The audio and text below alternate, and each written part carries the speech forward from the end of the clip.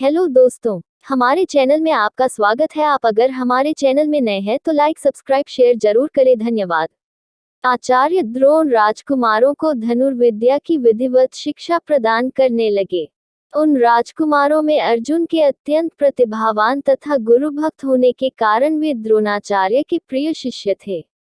द्रोणाचार्य का अपने पुत्र अश्वत्थामा पर भी विशेष अनुराग था, इसलिए धनुर्विद्या में वे भी सभी राजकुमारों में अग्रणी थे, किंतु अर्जुन अश्वत्थामा से भी अधिक प्रतिभावान थे। एक रात्रि को गुरु के आश्रम में जब सभी शिष्य भोजन कर रहे थे, तभी अकस्मात हवा के झोंके से दीपक बुझ गया।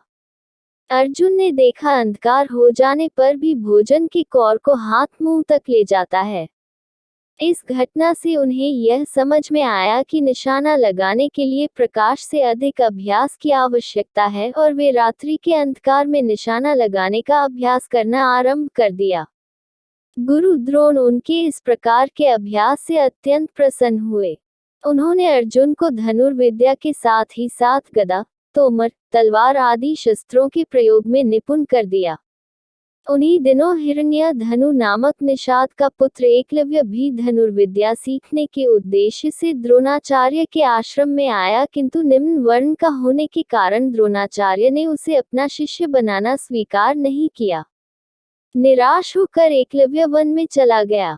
उसने द्रोणाचार्य की एक मूर्ति बनाई और उस मूर्ति को गुरु मानकर धनुर्विद्या का अभ्यास करने लगा। एकाग्रचित से साधना करते हुए अल्पकाल में ही वह धनुर्विद्या में अत्यंत निपुण हो गया।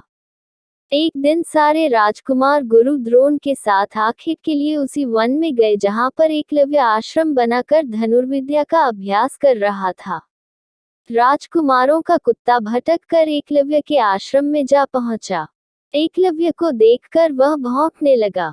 इससे क्रोधित होकर एकलव्य ने उस कुत्ते अपना बाण चला कर उसके मुंह को बाणों से भर दिया।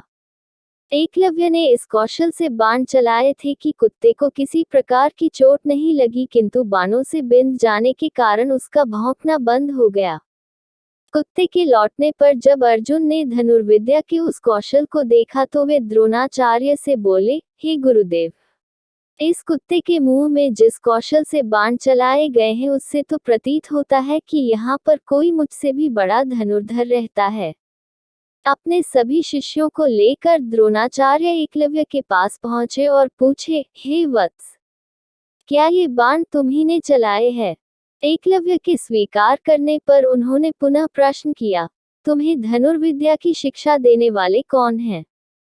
एकलव्य ने उत्तर दिया, गुरुदेव, मैंने तो आपको ही गुरु स्वीकार करके धनुर्विद्या सीखी है।